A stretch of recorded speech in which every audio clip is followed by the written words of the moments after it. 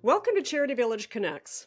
Well, it's been quite a start to 2025. We've got a new, or rather returning, president in the US who's threatening a trade war with Canada, even as Trump wages war on so-called woke ideology by rolling back DEI policies, along with his mass deportations of migrants and refugees. And here in Canada, we're about to get a new prime minister with Justin Trudeau's resignation. The bureaucracy in Ottawa is essentially frozen with a prorogation announcement. And even the new Liberal Prime Minister, whoever that might be, is likely to have an abbreviated tenure, with opposition parties threatening a non confidence vote as soon as Parliament returns, triggering a federal election. On top of that, we've had 3 provincial elections in 2024 and are scheduled to have 2 more provincial and 2 territorial elections in 2025. That's a lot of political, economic, and social upheaval. All Canadians, but especially nonprofits, will have to adapt to the ever shifting political landscape and impacts on our economy and society. In our last episode, we talked to government relations experts about how to navigate the enormous changes. Now we want to hear from Canadian charities and nonprofits. We want to understand what they're experiencing on the ground and drill down on their deepest concerns and their strategies on how to navigate this ever shifting landscape.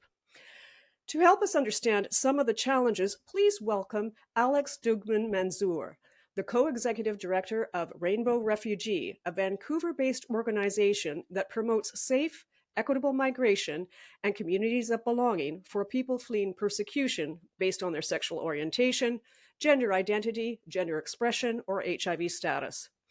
Aleks is a transgender Palestinian born and raised in Santiago, Chile. As a Chilean lawyer with an LLM from U of T, Aleks specializes in human rights, reproductive, sexual health law, LGBTQI+ rights, and refugee rights. They're also a former president of the Canadian Council for Refugees and currently sit on its executive committee, as well as co-chairing From Borders to Belonging, a Canada-wide solidarity network of organizations advocating for LGBTQI+ refugees and asylum seekers. Aleks designs and leads programs tailored to LGBTQI+ asylum seekers, refugee claimants, and refugees. And they advocate for refugee rights across multiple levels of government, both domestically and internationally. Welcome to the podcast, Aleks. Thank you so much, Mary. I'm so happy to be here and be able to speak to these important issues at this time. Well, we'd love to start by learning a bit more about your organization and the services that you provide. Yeah, thank you. So, Rainbow Refugee Society, or Rainbow Refugee as we call it in short form, is a community based organization that was founded around the year 2000. So, we've been around and we're going to be celebrating our 25 years. Now, this was an organization mainly run and led by volunteers. And in 2018, we started to staff the organization. And then I was hired in 2021. And now we have over 16 staff members providing supports and services for LGBTQI refugees and newcomers. And our main programs really are a refugee claimants program where we provide supports to LGBTQI people here in Canada who are seeking asylum or thinking of seeking asylum and make a refugee claim. We also steward a national program called the Rainbow Refugee Assistance Partnership that allows Canadians from across Canada to sponsor and privately sponsor LGBTQI refugees from abroad and having a safe pathway to Canada. We also do a lot of education and advocacy, providing some capacity building for settlement organizations and for LGBTQI organizations on the particular challenges of LGBTQI refugees and newcomers. And we have a Time to Thrive program, which provides holistic psychosocial support. So we try to provide as much support as we can for LGBTQI newcomers, refugees, and asylum seekers. And also, of course, I'm also the co-chair of the coalition that you mentioned, From Borders to Belonging, in which many organizations across Canada get together to also strategize about how we can provide services in a better way and also advocate for the rights of LGBTQI refugees. Well, many organizations in Canada are reporting an unprecedented rise in demand for services. Is this something that your organization is also experiencing? Absolutely. And not only last year, but in the past few years, we have experienced a progressive rise in service demand. This increase is driven by the global surge of anti LGBTQI sentiments, shifting immigration policies, and the growing number of LGBTQI asylum seekers arriving here in Canada. So, as a volunteer based organization in the past, we used to support around 90 people per year that were asylum seekers and did around 25 to 30 private sponsorship of refugees. And now we're supporting over 700 or 800 asylum seekers per year. So you see that the numbers have gone up exponentially. And we are sponsoring around 60 to 70 people per year through the private sponsorship program. So definitely we've seen a rise for many reasons that we can experience here. And now, of course, with the Trump administration, the new Trump's administration, we're also seeing a rise of people reaching out from the U.S. that I know we will talk a little more later in the podcast.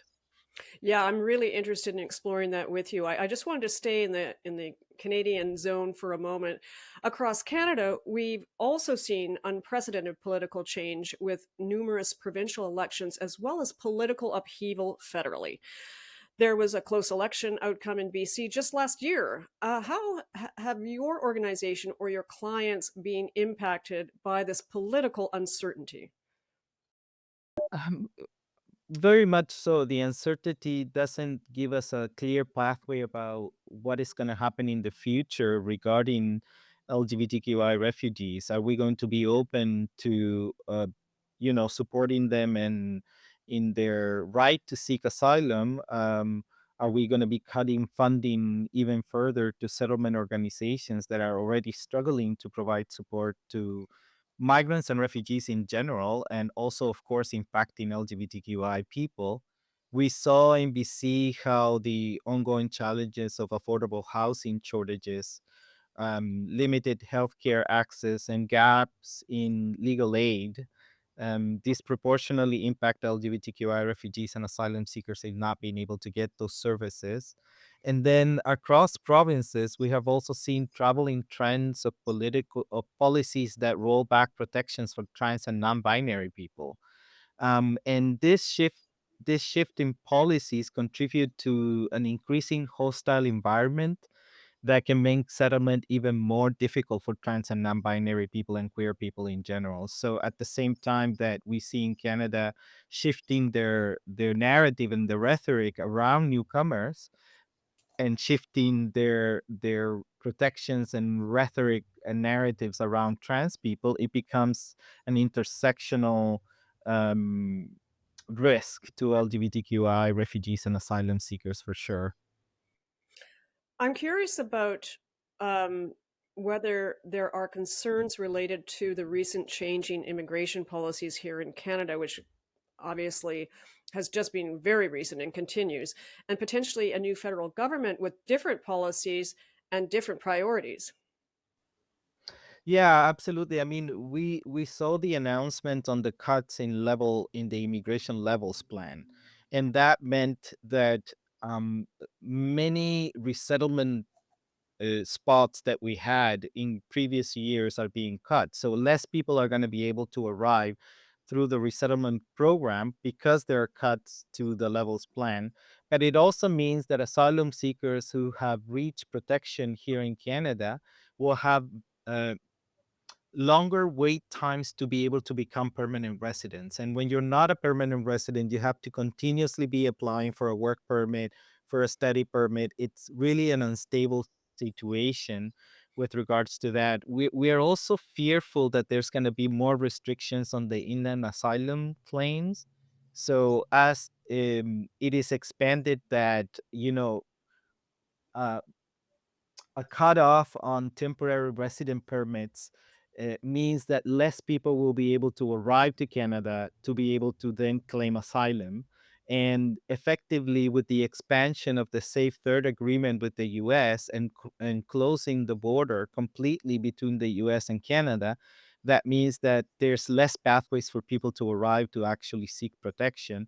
And then the backlogs and delays in refugee processing as well. So we are very much aware of what could happen. We don't know what the new federal government, the new liberal prime minister might do, or what might be their take around these issues.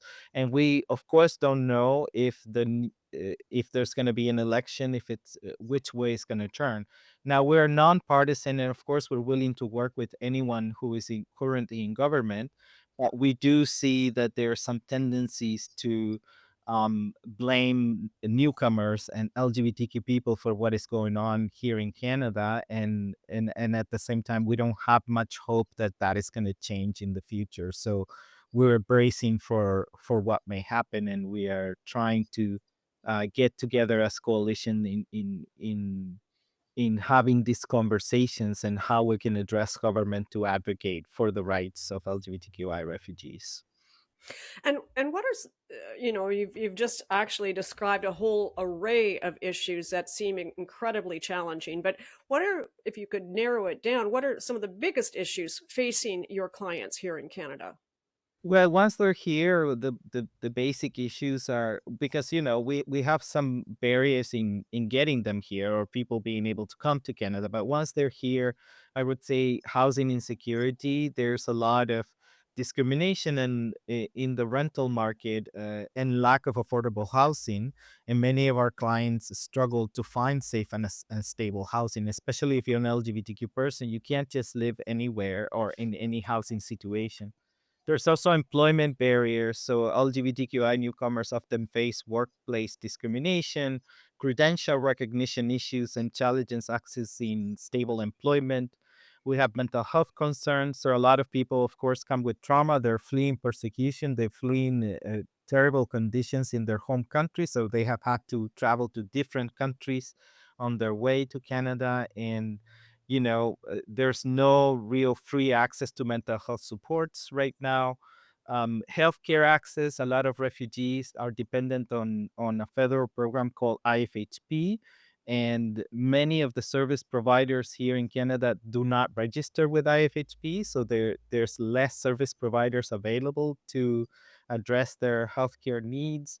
And like I said before, legal aid, who also has a shortage in their funding, are now turning away a lot of our clients and not giving them, free legal representation.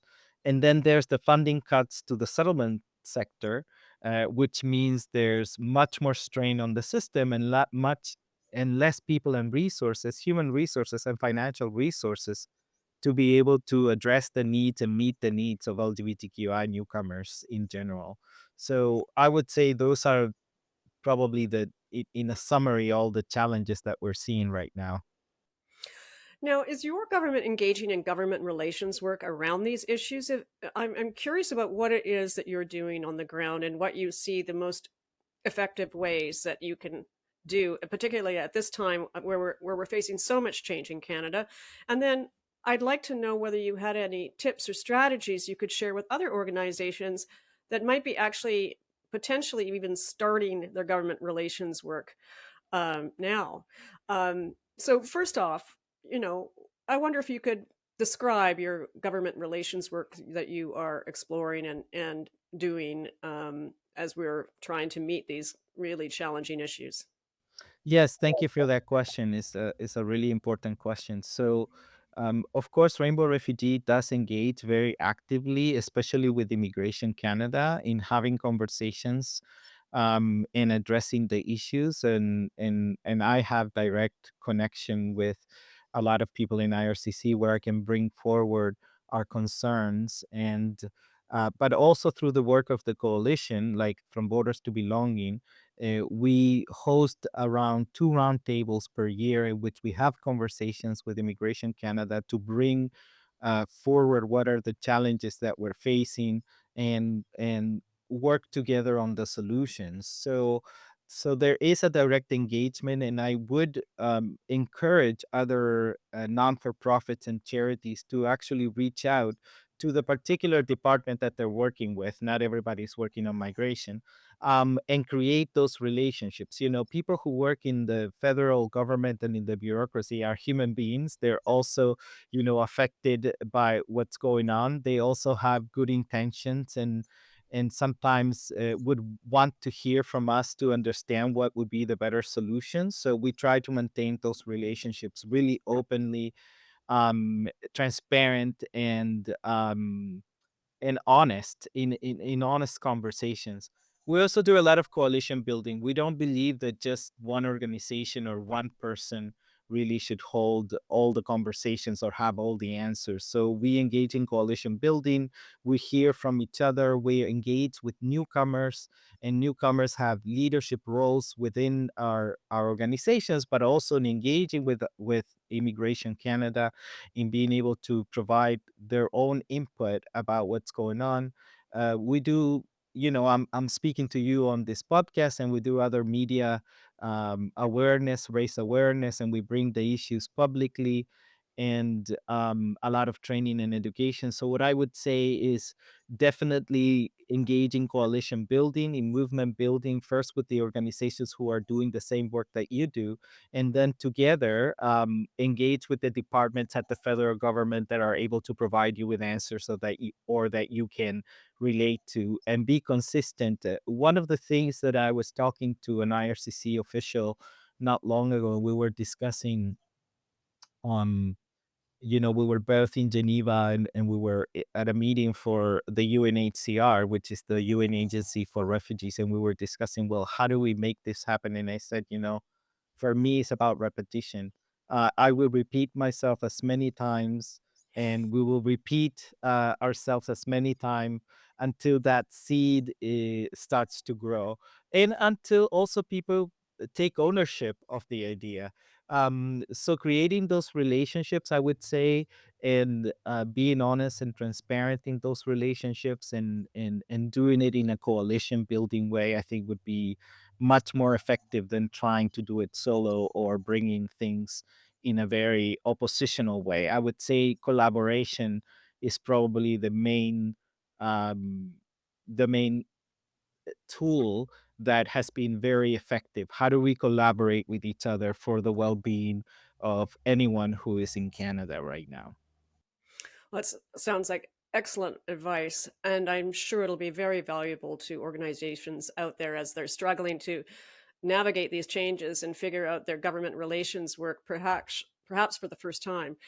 Um, we alluded to this earlier, but of course, the U.S. election will have impacts and has already had impacts on Canada, not just economically, but also socially, as ideas flow back and forth across the border.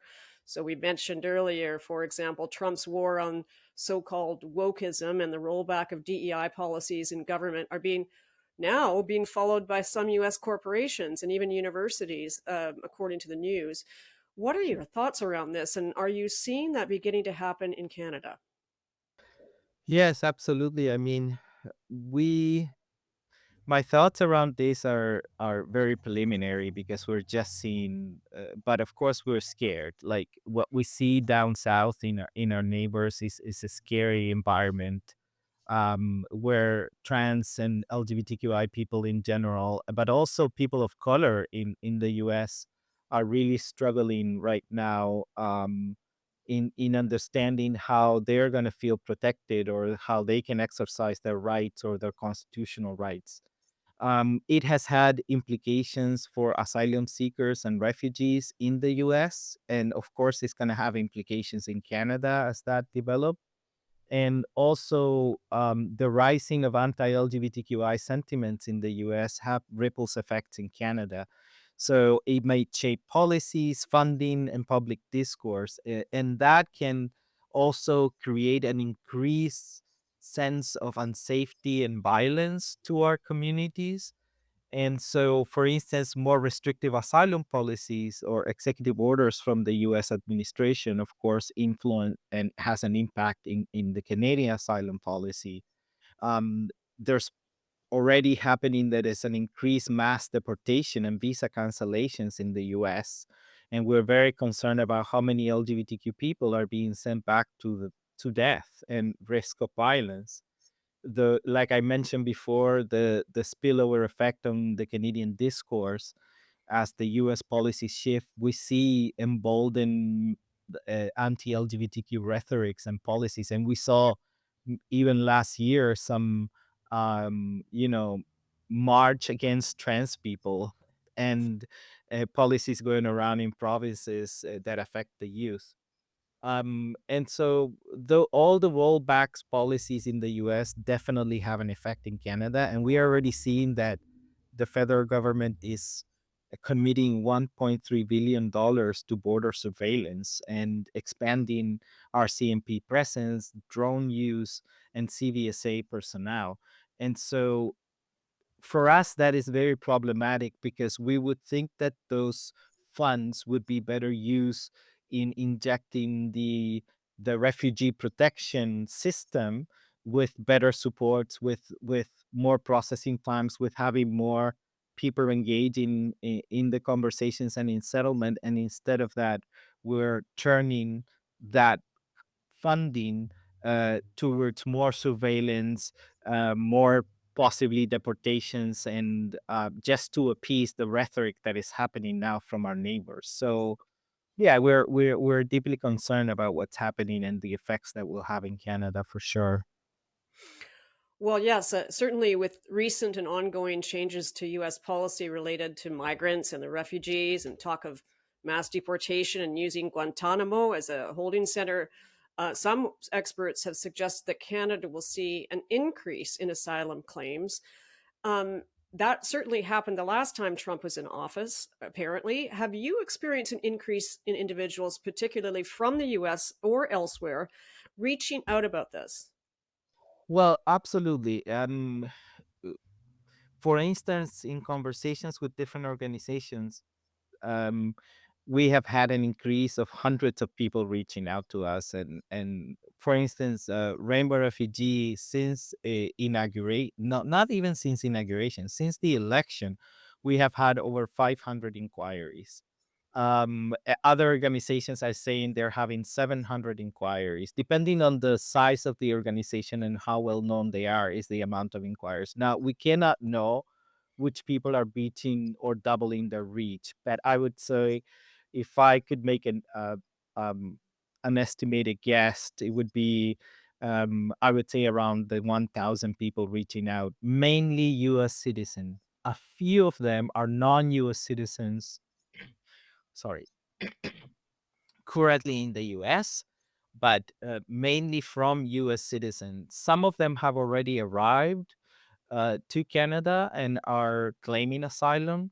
Anecdotally, I can say that uh, people who are not trans or gender diverse, but maybe LGBTQ people, are being rejected from their asylum claims.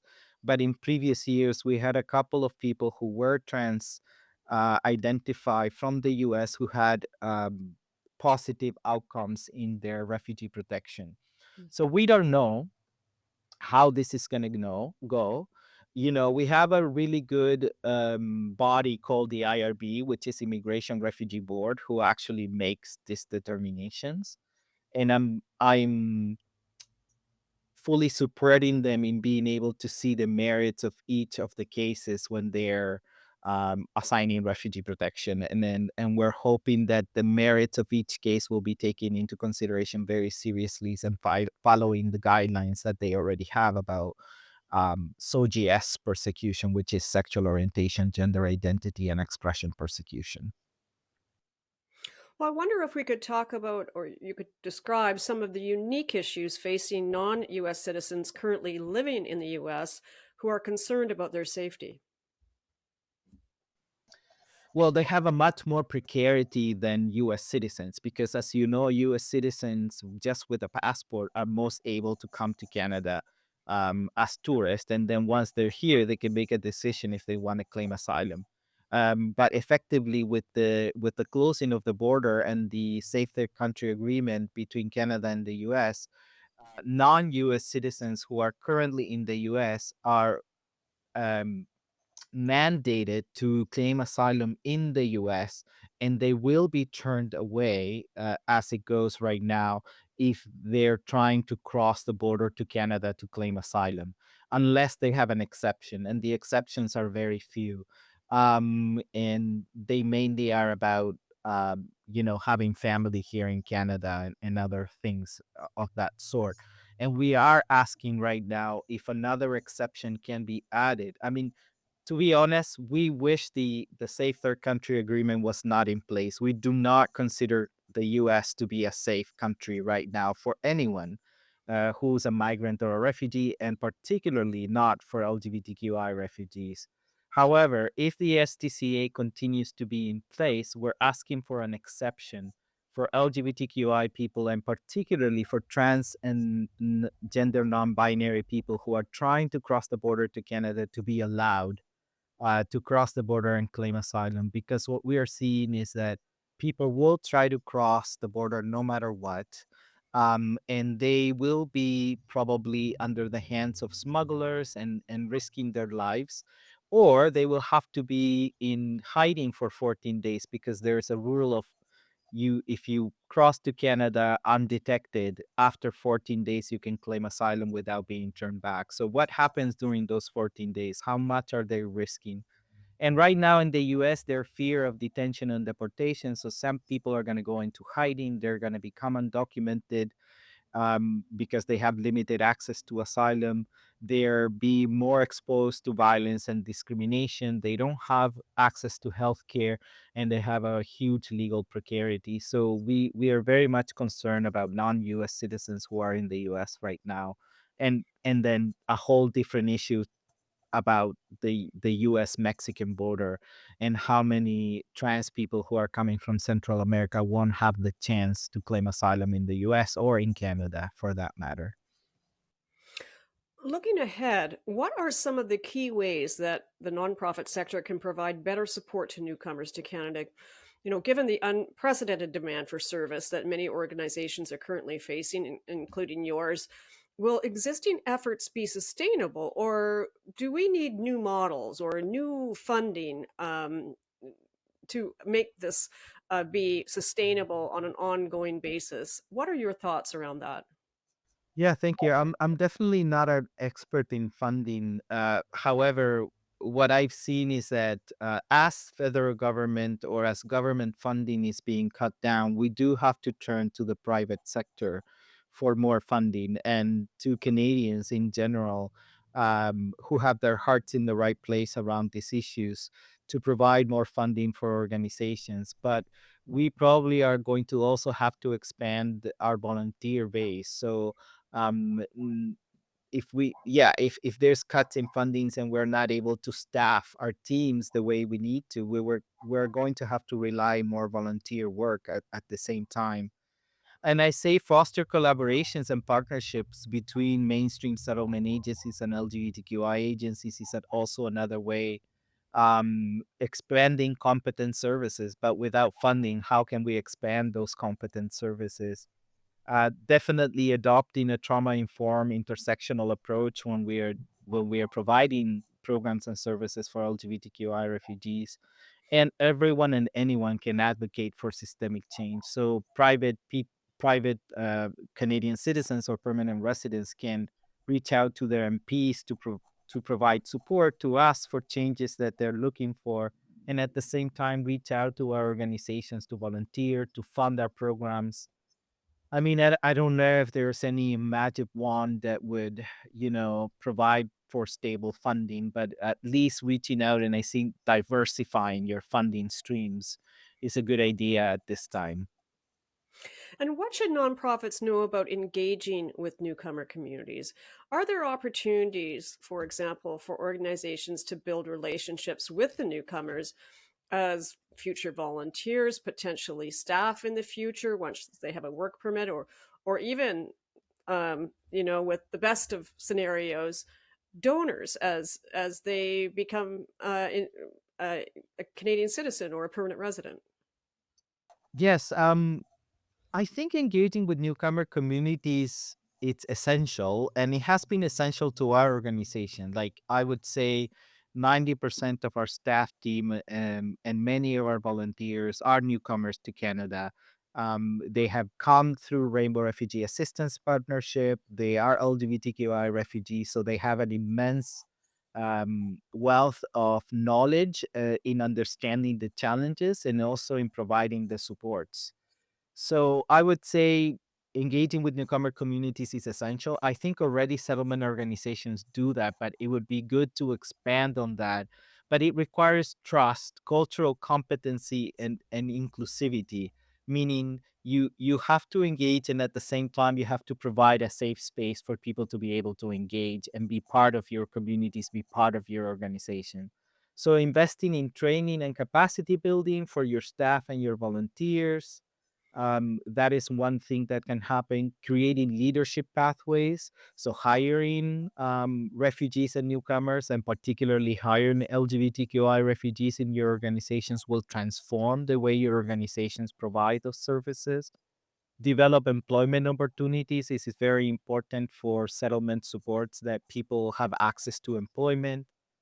Engage volunteers from newcomer communities, and also many of them are very successful once they have settled in Canada and want to give back. So there may be sources of funding from newcomer communities as well, offering mentorship and professional development. Those are all things, but the main thing I want to emphasize is creating communities of belonging.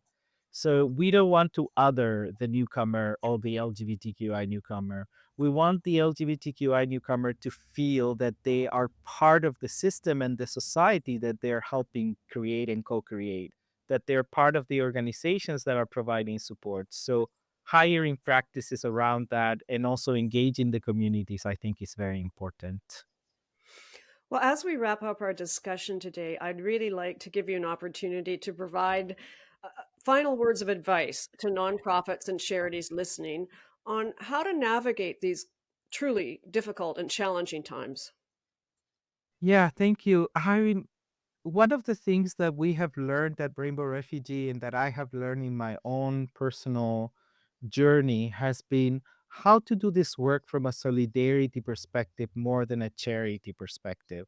And this is a shift in paradigm around NGOs, because when you do it from a solidarity perspective, you are not only thinking that the need is on the other side, you're not othering the person who's needing of the support.